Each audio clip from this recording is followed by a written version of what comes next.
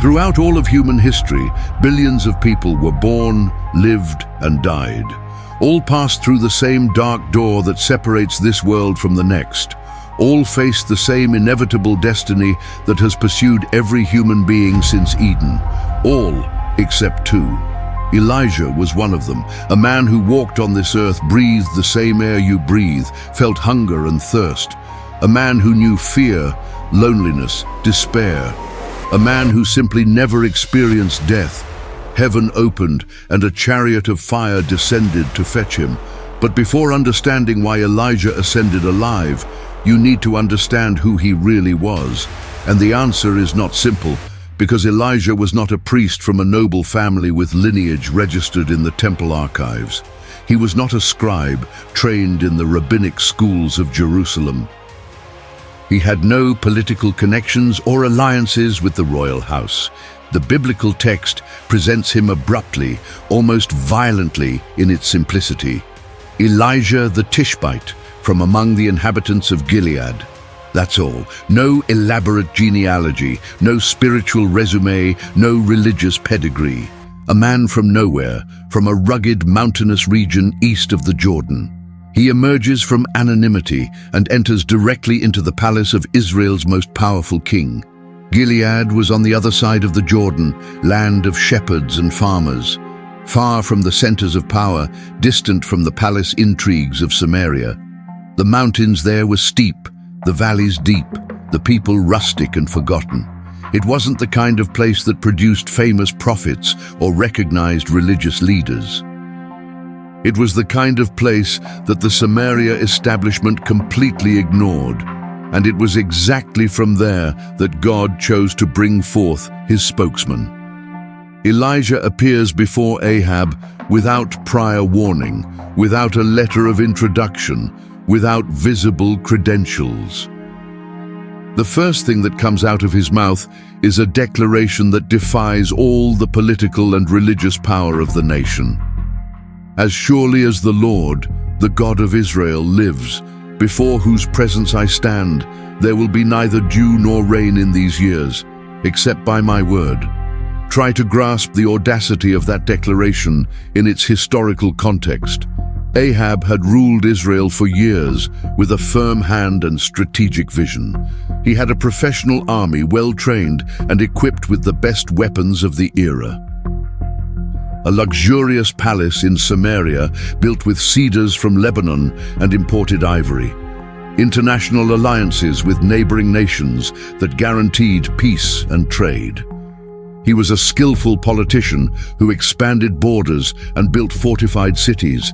By his side was Jezebel, a Phoenician princess, daughter of Ethbaal, king of Sidon. She was not just any wife waiting in the royal chambers. She was a woman of fierce ambition who brought her religion along with her marriage dowry. 450 prophets of Baal and 400 prophets of Asherah now ate at the queen's table. The worship of Abraham's God was being systematically eradicated from the land. The Lord's altars were torn down, turned into rubble and dust. Faithful prophets were hunted like animals and executed without mercy. Obadiah, Ahab's own steward, had hidden 100 prophets in dark caves. He secretly fed them bread and water, risking his own life every day. And in the midst of this scenario of religious persecution and massive national apostasy, an unknown man from the mountains of Gilead enters the royal palace. He announces a drought without asking for an audience, without negotiating terms, without showing fear. He simply declares what will happen and disappears into the night, like smoke that dissipates when you try to catch it with your hands. It didn't rain for 3 years and 6 consecutive months. Drought in the ancient Middle East was not a passing inconvenience. It was a slow-motion death sentence for an entire nation. The first weeks, the shallow wells began to drop dangerously. After a few months, streams that had never dried up turned into beds of stone and sand. The crops yellowed under the relentless sun and withered without hope. The cattle, without green pasture, grew thin until bones showed through their skin. Families began to ration water, then food, finally hope itself. By the end of the first year, food prices skyrocketed to impossible levels. By the end of the second year, people were dying of starvation in the streets. By the end of the third year, the entire nation was on its knees, begging for mercy. And during all that time, the man who declared the drought remained hidden, protected by the same God who shut the heavens like someone closing an iron gate.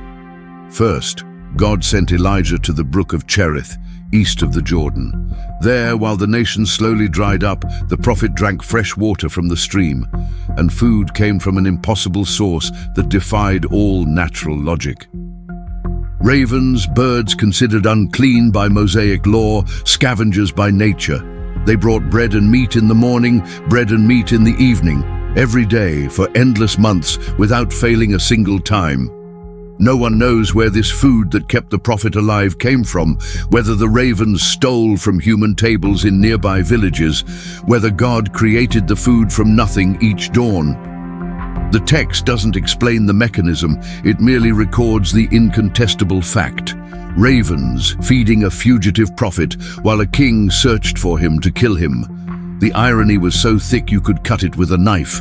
When the brook of Cherith finally dried up for lack of rain, God gave a new instruction that seemed more dangerous than the previous one. Arise and go to Zarephath, which belongs to Sidon. Behold, I have commanded a widow there to sustain you. The irony was brutal and almost cruel in its precision. Zarephath was in Phoenician territory, Jezebel's own homeland, the very nation from which came the queen who wanted Elijah dead. And it was precisely there that God was sending his prophet to hide. Sometimes divine protection works in ways that defy our logic. Hiding in the last place your enemies would think to look. Elijah arrived at the entrance to the city and saw a widow gathering wood. He asked her for water to drink and a piece of bread to eat. Her response was a lament of absolute desperation that froze the blood. As surely as the Lord your God lives, I have no baked bread. I only have a handful of flour in the jar and a little oil in the jug. I am gathering 2 sticks to make a final meal for me and my son.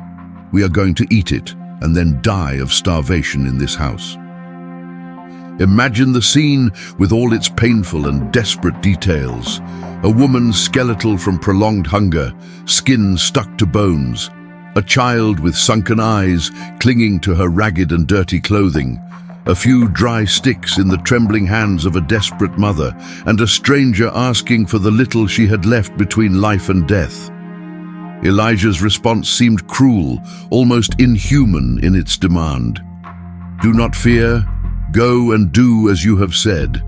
But make me a small cake first and bring it to me. Afterward make some for you and your son, making first for the stranger when you are about to starve to death with your son. It demands a kind of faith that defies all logic of human survival, a kind of trust that goes against every maternal instinct of protection. But the widow obeyed against all natural reason, and the miracle began in a silent, ordinary, repetitive way. The flour in the jar did not run out during all those months. The oil in the jug never failed a single time, according to the word of the Lord, which he spoke through Elijah. For months, that house sustained 3 people with provisions that should have ended in the first week. Each day, the widow opened the jar expecting to find the bottom empty. Each day, she found flour sufficient for 1 more meal. Each day, she uncapped the jug expecting the last drop of oil. Each day, she found oil to knead the day's bread. The miracle was not spectacular or flashy like fire from heaven. There were no seas parting or dead being raised before multitudes. It was ordinary, repetitive, silent as the dawn that arrives without announcement, and precisely for that reason, perhaps more impressive than any spectacle. God sustaining 3 people in a foreign pagan city, one day at a time, while the chosen nation died of hunger from its own rebellion. But then the child became gravely ill without apparent cause. The illness worsened rapidly until there was no breath left in him. The child died in his desperate mother's arms. The widow exploded against Elijah with an accusation full of pain and guilt. "What have I to do with you, man of God?" Have you come to remind me of my iniquity and kill my son?" Her theology was typical of the surrounding time and culture. Tragedy meant divine punishment for hidden or known sins. If the prophet was in the house, God must be paying more attention to her faults. Better that he had never appeared at her door, asking for water and bread. Elijah did not discuss systematic theology or give a sermon on God's sovereignty. He took the dead child from her trembling arms. He went up to the upper room where he himself slept each night. He laid the small, motionless body on the bed. And then he did something that had never been recorded before in Scripture. He stretched himself upon the child 3 consecutive times with growing desperation. And he cried out to the Lord with a voice that came from deep within his being. "O Lord my God, I pray that you make the soul of this child return to him." The Lord heard Elijah's voice in that dark room. The child's soul returned to his motionless body. The chest swelled with fresh air again. His eyes opened confused, searching for his mother's face. The child lived and cried out for water. This was the first recorded resurrection in the entire written Bible. It didn't happen in Jerusalem, the holy city where the temple stood. It didn't happen at the altar of sacrifice before the Levitical priests. It happened in a pagan house in enemy Phoenician territory, by the hands of a fugitive prophet considered an enemy of the state, for a foreign widow who had just accused him of killing her son. God doesn't follow predictable scripts or respect established religious protocols. 3 years and 6 complete months, the terrible drought had lasted. It had fulfilled its purpose of getting the attention of a rebellious nation.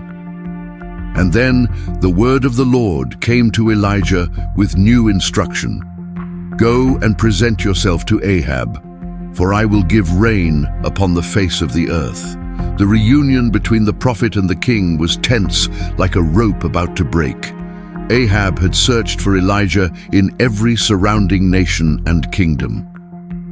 He made rulers swear under penalty of death that they didn't know where the prophet was. And now, finally, there he stood before the king as if nothing had happened. The first thing that came out of the king's mouth was an accusation full of contained anger. "Are you the one troubling Israel with your prophecies of destruction?" Elijah's response was direct, without detours or courtly diplomacy. "I have not troubled Israel at all. But you and your father's house with your brazen idolatry, because you have forsaken the commandments of the Lord to follow the Baals. Now therefore send and gather to me all Israel at Mount Carmel, and also the 450 prophets of Baal who eat at Jezebel's table, and the 400 prophets of Asherah whom the queen sustains with the people's money." The challenge was publicly thrown before witnesses of the royal court. Carmel was not chosen by geographic chance or convenience. The mountain range rises dramatically above the blue Mediterranean Sea, visible from kilometers away in all possible directions. It was considered sacred territory, both for worshippers of the Lord and for devotees of Baal. The confrontation would happen on neutral ground before all Israel gathered as witnesses. When the appointed day finally came, thousands climbed the mountain.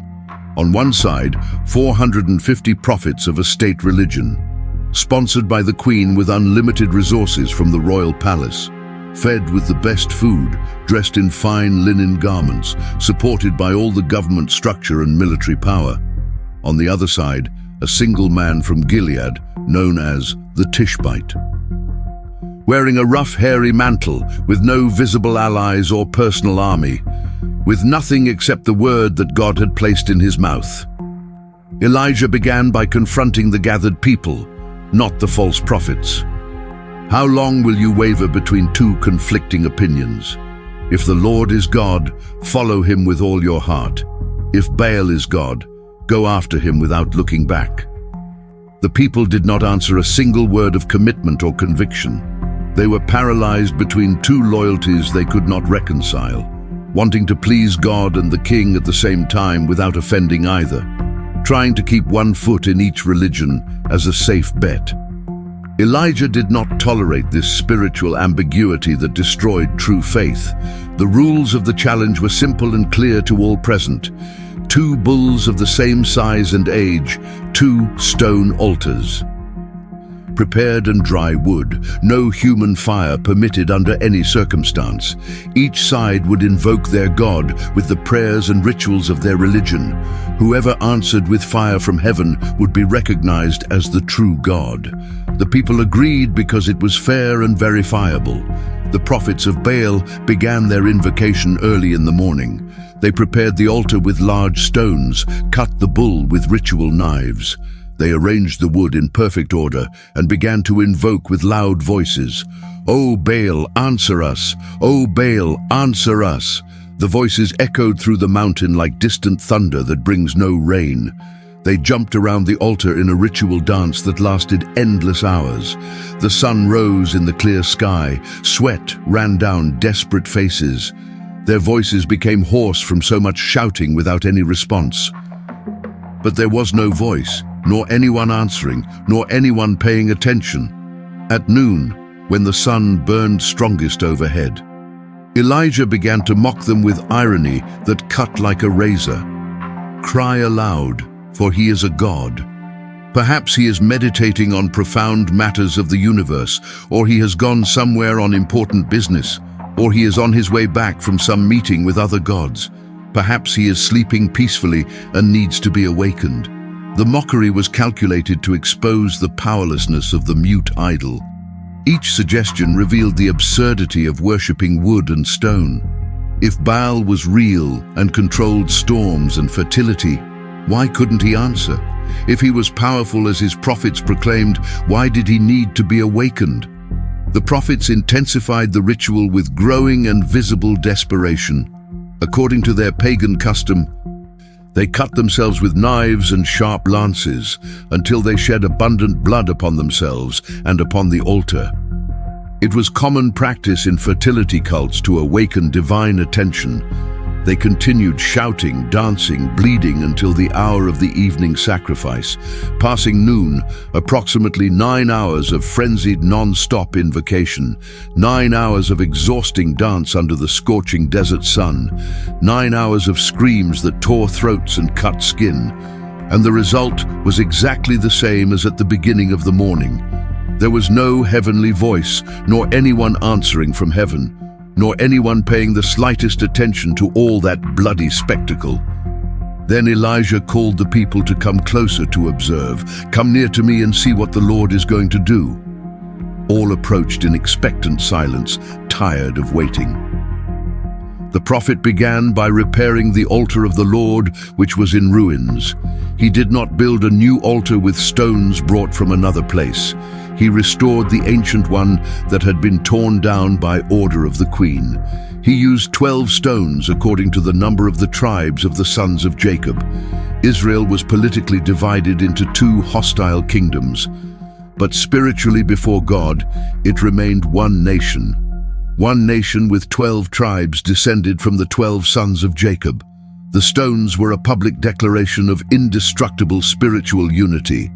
He made a trench around the altar large enough to contain 2 measures of planted seed. He carefully arranged the wood, cleanly cut up the bull. He placed it on the prepared altar and then did something unexpected, something no one had anticipated or imagined possible. Fill 4 jars with water and pour it on the burnt offering, and on the wood until everything is completely soaked. The order was fulfilled by men who did not understand the purpose. Do it a second time with 4 more jars filled to the brim. They did it a second time without questioning the prophet. Do it a third time until nothing remains dry. They did it a third time before the eyes of thousands of witnesses. 12 jars of water in total poured over altar, wood, and sacrifice. The water ran down all sides, forming little rivers. It ran around the altar and filled the trench to overflowing completely. The wood was soaked as if it had rained for hours. The bull's flesh dripped water mixed with the animal's blood. Any possibility of trickery or hidden fire was publicly eliminated. in a country devastated by 3 complete years of deadly drought, where water was more precious than silver or precious stones. Elijah wasted 12 jars to make the miracle impossible to fake. If God answered now, no one could say it was natural coincidence. Elijah's prayer lasted less than 30 seconds in total. No hysterical screams, no elaborate dances, no bloody self-mutilation, just direct words addressed to the God who listens in silence. Lord, God of Abraham, Isaac, and Israel, let it be known today that you are truly God in Israel, and that I am your servant obedient to your voice, and that according to your word I have done all these things. Answer me, Lord, answer me now, so that this people may know that you, Lord, are the true God, and that you have turned their hearts back to you. Fire fell from heaven like concentrated storm lightning. It was not a growing spark that needed time to spread. It was not a gradual flame that required fuel to maintain itself. Fire from heaven descended with incontestable supernatural violence and consumed the burnt offering, the wood, the very stones of the altar. It consumed the dust of the earth around and licked up all the water in the trench.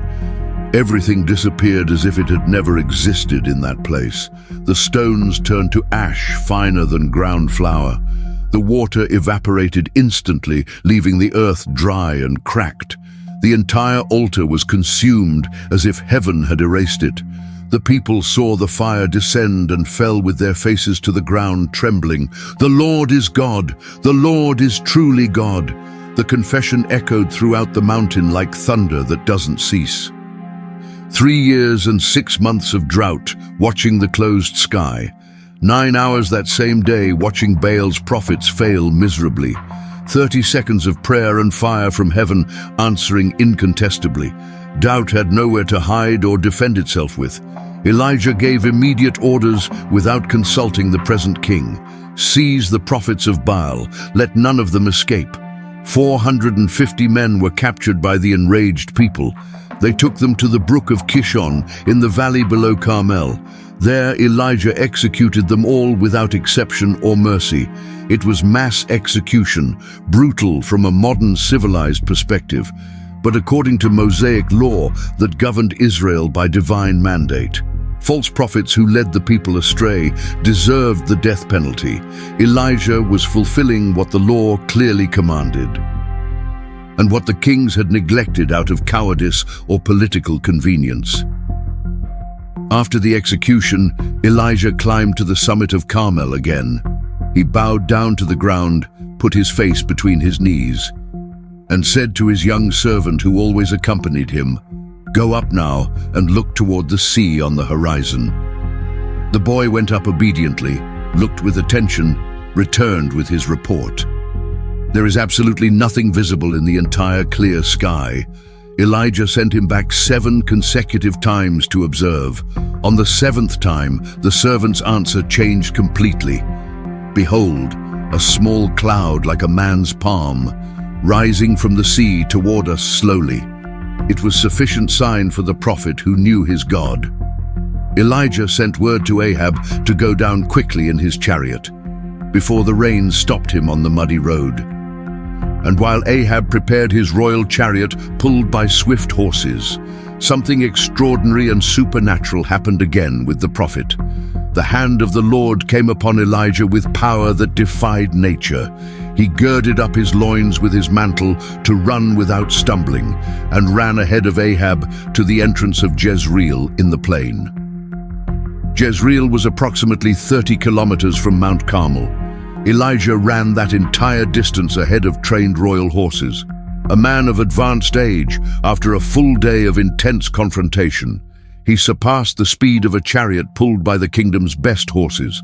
The strength was not his own, but a temporary gift for a specific purpose. God supernaturally enables when God sends with a clear mission. But what happened in the following hours reveals an important truth.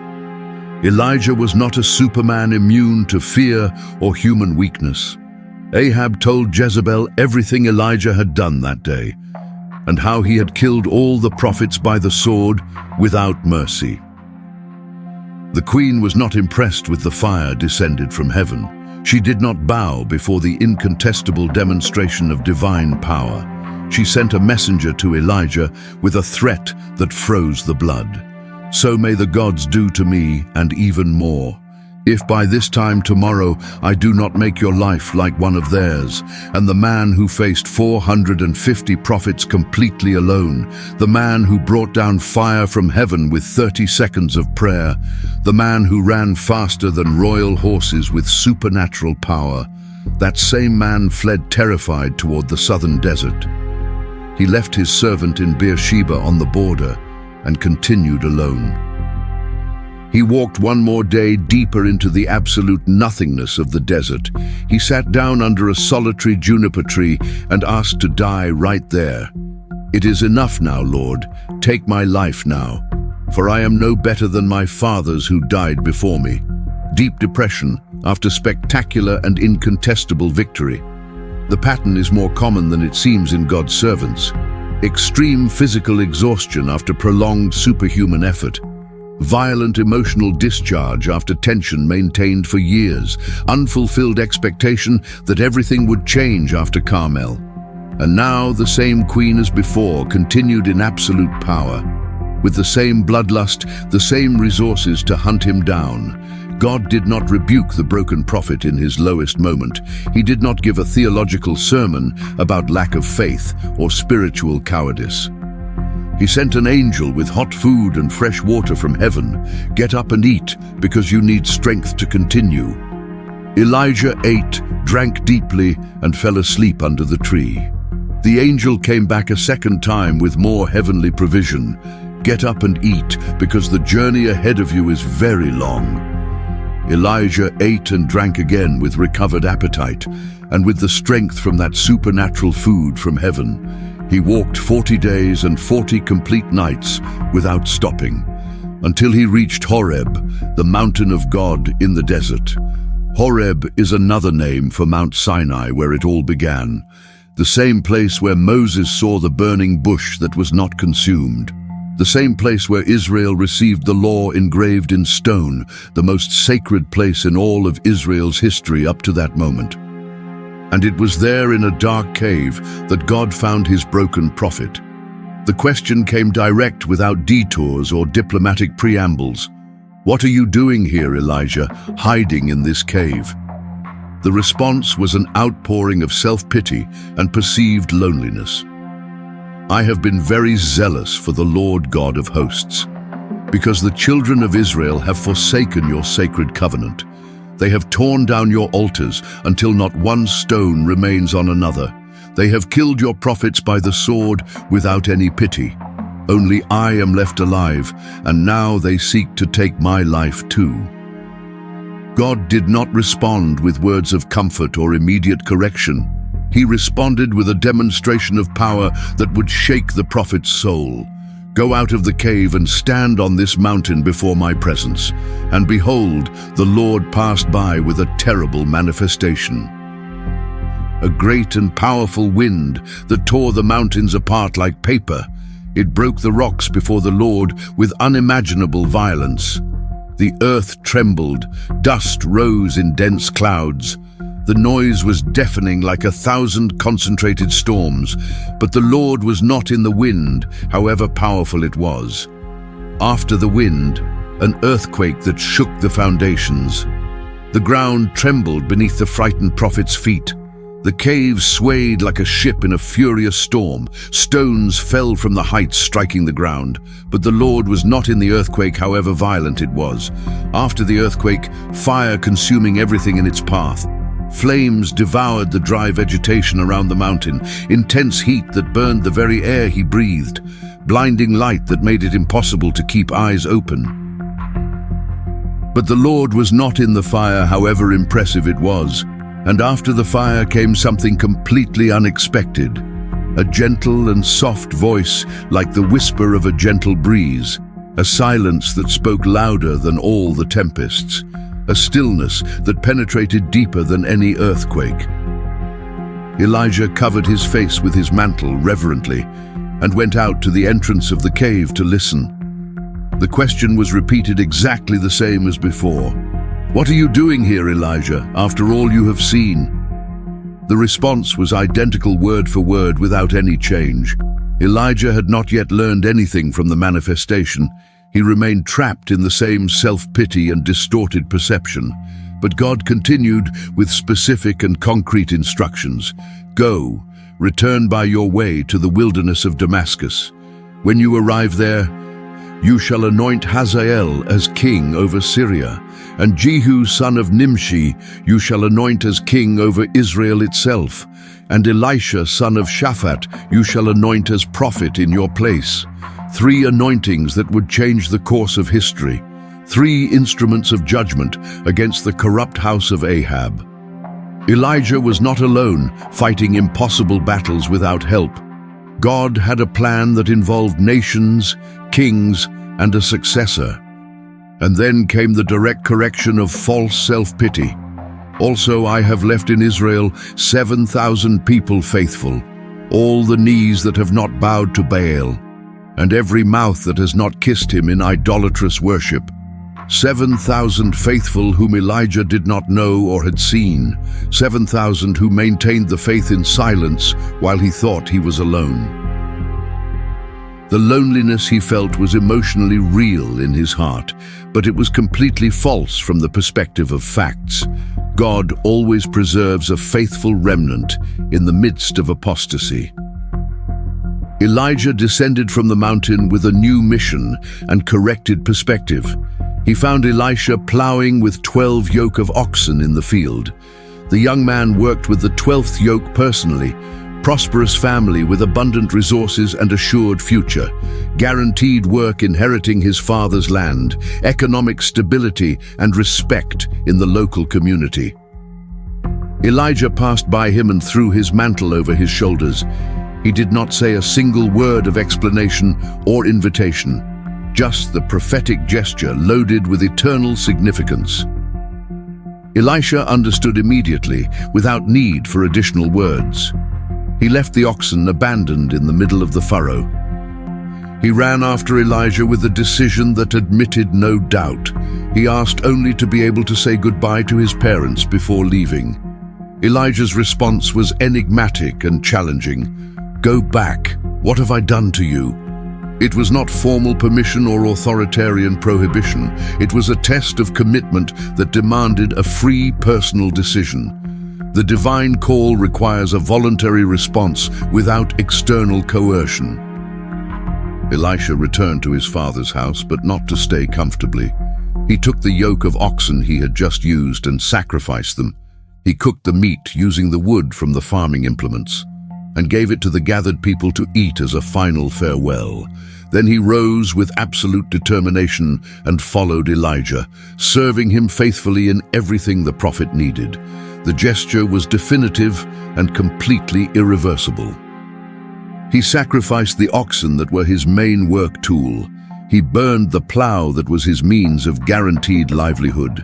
He fed the entire community as a farewell celebration. There remained no possibility whatsoever of returning to his former life. Elisha burned the bridges, literally and symbolically, that day. For years that the text does not specifically detail, Elisha served Elijah, learning from the Master silently, observing every movement, listening to every wise word, waiting patiently for his moment designated by God. And when the prophesied final day finally arrived, Elisha knew deep in his spirit that something extraordinary would happen.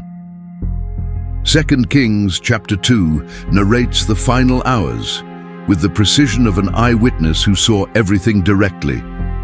Elijah and Elisha departed together from Gilgal toward an unknown destination. Elijah tried to leave Elisha behind on 3 different occasions. "Stay here, I pray you, for the Lord sends me to Bethel." Elisha firmly refused to abandon his beloved master. "As the Lord lives and as your soul lives, I will not leave you alone." They went together to Bethel, walking in heavy silence. The sons of the prophets who lived there came out to meet them, with a difficult question loaded with anticipated pain. Do you know that today the Lord will take your master from over your head? Elisha already knew it in his broken heart. Yes, I know it perfectly. Be silent and speak no more. In Bethel, Elijah again tried to leave his disciple behind.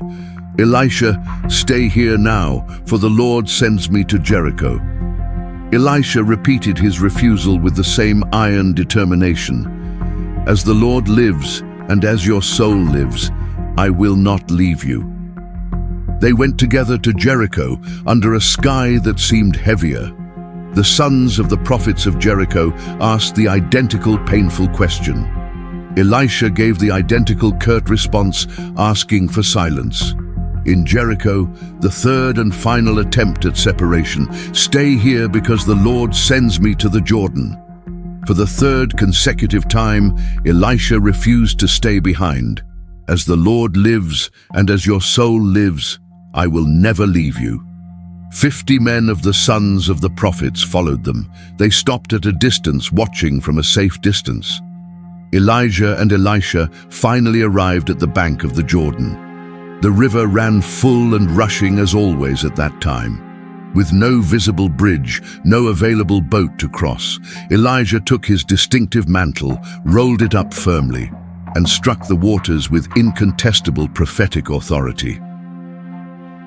The Jordan divided completely toward one side and the other, forming a wall of water to the right and left miraculously. The two men passed on dry ground through the exposed riverbed, the same river that opened for Joshua centuries earlier, when all Israel entered the promised land to conquer it. Now it opened again for two men only, one who was definitively departing toward eternal heaven, another who would return to continue the unfinished mission. On the other side of the river on dry land, Elijah asked the most crucial question of all. Ask what you want me to do for you before I am taken away. Elisha did not ask for material wealth or political influence. He did not ask for long life or protection against mortal enemies. He asked for something much more valuable and difficult to obtain. I pray you that a double portion of your spirit be upon me, in the Israelite inheritance law established by Moses. The firstborn son received a double portion of the paternal inheritance. Elisha was asking for recognition as the legitimate spiritual heir. As firstborn in the faith and official successor of the ministry, it was not spiritual greed, but profound understanding of the calling. Elijah's response was completely honest and direct. You have asked a difficult thing that is not in my power to grant. However, if you see me when I am taken from you, it shall be granted to you by the Lord himself. But if you do not see me depart, it will not be given to you. The condition was not capricious or arbitrary at all. Seeing the rapture would require total, uninterrupted attention, eyes fixed on the Master until the last possible second. It was a final test of focus, absolute priority, iron determination. The two continued walking together, conversing calmly, two men on an apparently common and ordinary afternoon, walking along the banks of the Jordan as so many times before. Master and disciple, prophet departing and prophet remaining, and then, without prior warning or anticipated sign, something happened that had never before occurred in human history. A chariot of fire with horses of fire appeared suddenly, violently separating them from each other in a fraction of a second. Elijah began to ascend to heaven in the midst of a terrible whirlwind. It was not gradual or smooth like ascending in a balloon. It was violent, supernatural, impossible according to known natural laws. Heavenly fire spinning in an irresistible ascending spiral. Horses that were not of flesh galloping upward, a whirlwind that tore the very air with a deafening roar. And in the exact center of all that unleashed power, a man from Gilead being carried alive toward eternity. Elisha saw every detail engraving itself in his memory forever. He cried out with a voice that came from the deepest part, my Father, the chariots of Israel and its horsemen." The cry was recognition of the prophet's inestimable value. Elijah was worth more for the true defense of all Israel than the entire professional army of the king with its chariots. A single man with direct access to the Almighty God was more powerful than 1,000 well-equipped war chariots. Elijah's distinctive mantle fell floating gently, while the prophet continued ascending toward heavenly glory. Elisha caught it reverently with trembling hands. He tore his own garments in 2 parts as a sign, traditional sign of deep mourning for irreparable loss. But immediately he took the inherited mantle from the master and returned walking alone toward the bank of the Jordan. The 50 prophets were still watching from a distance, waiting to see what would happen with the solitary disciple. Elisha arrived at the edge of the running water. He struck the waters with Elijah's mantle firmly. "Where is the Lord, the God of Elijah now?"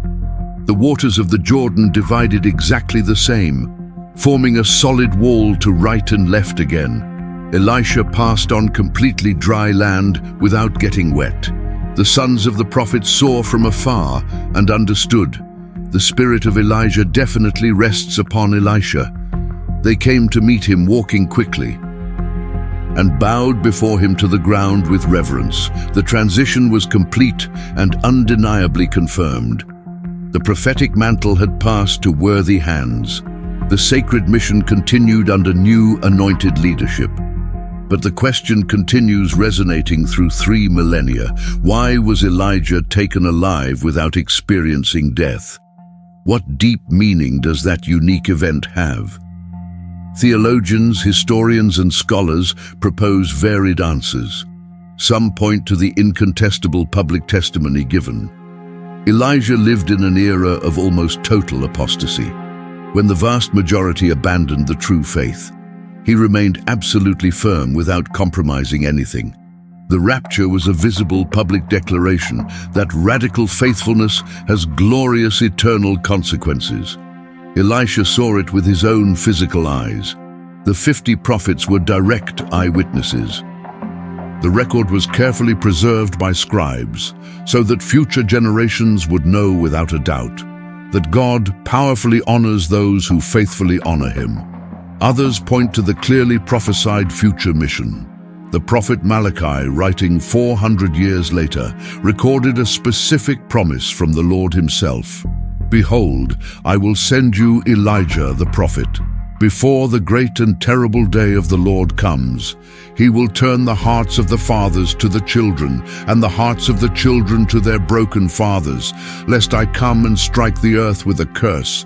Jewish tradition takes this literally without metaphors. Elijah will return bodily before the end times. In every annual Passover celebration to this day, a chair remains empty, reserved for the expected prophet. A cup of wine is filled, but no one drinks it.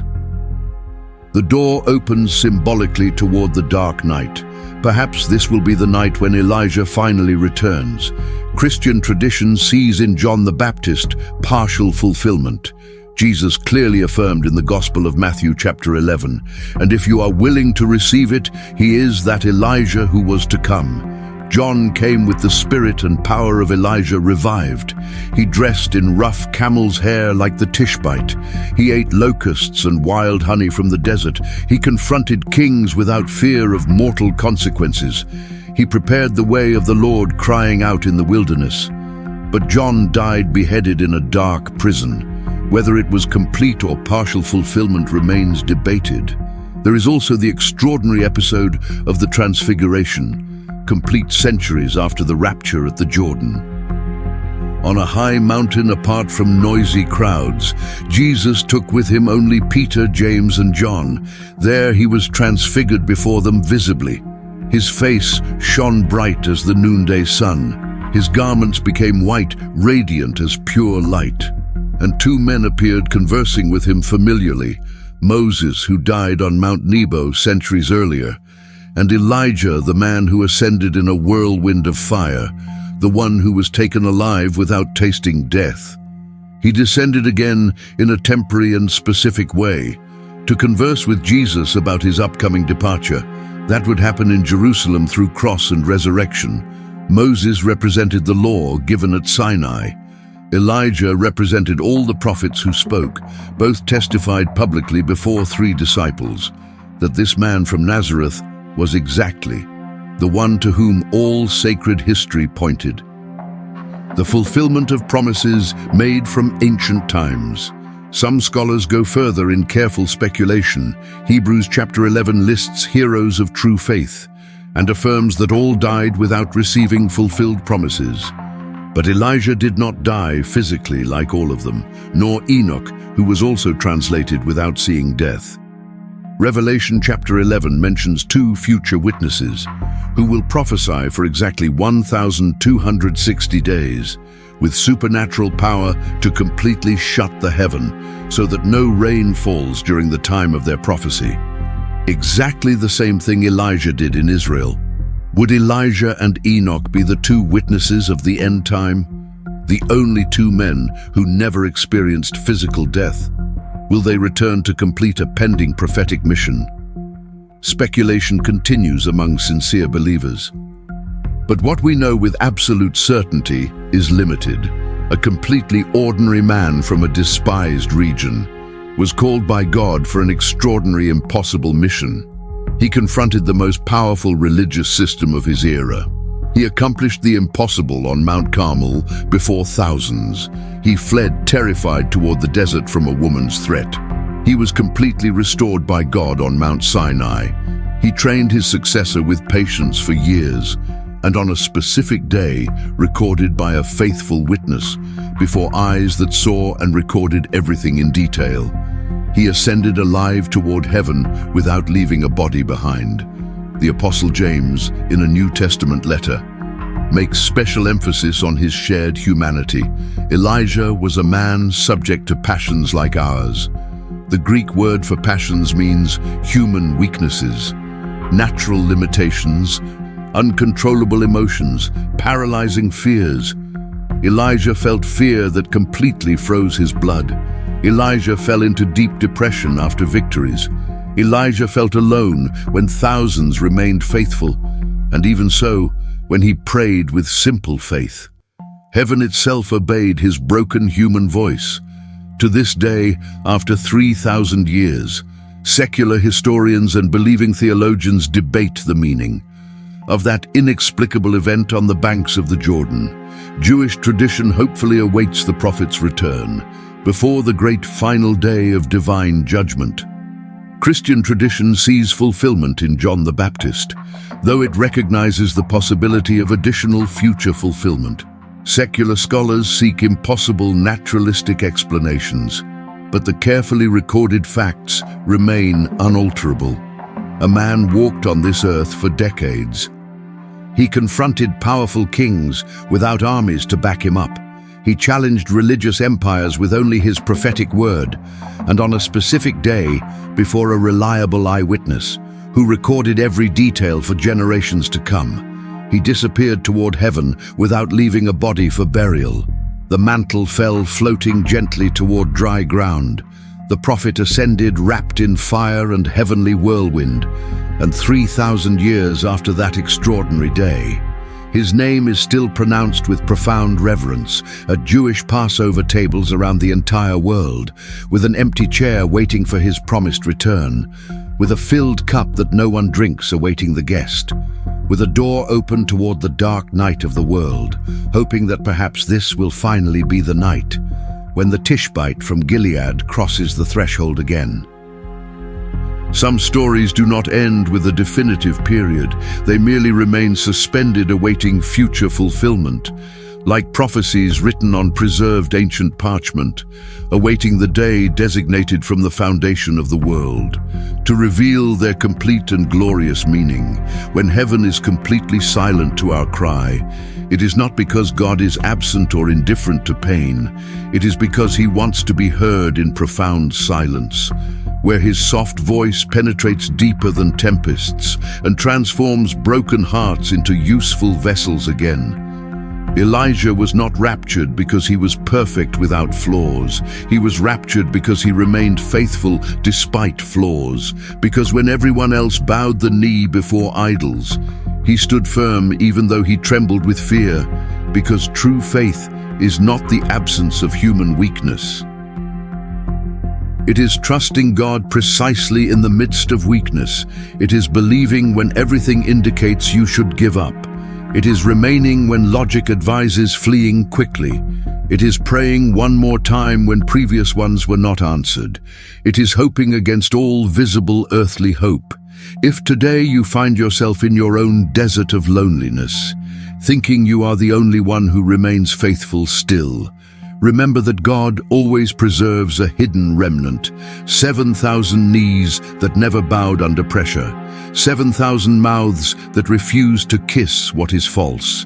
And also remember that the same God who sent angels with hot bread and fresh water for an exhausted prophet still provides for his broken servants today, not always with visible supernatural spectacles, but with sufficient grace for one more day of journey. Write in the comments a single word that summarizes what God spoke to your heart through this story, one word that captures the renewed hope or the profound conviction that was born while you listened.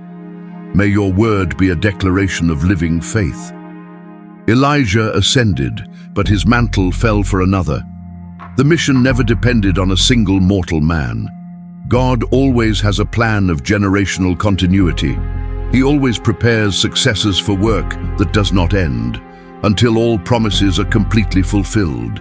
And when your final day designated from eternity arrives, when your race is complete and your mission fulfilled, may you depart knowing that the mantle was passed to faithful hands that will continue what you began, because the kingdom of God advances from generation to generation.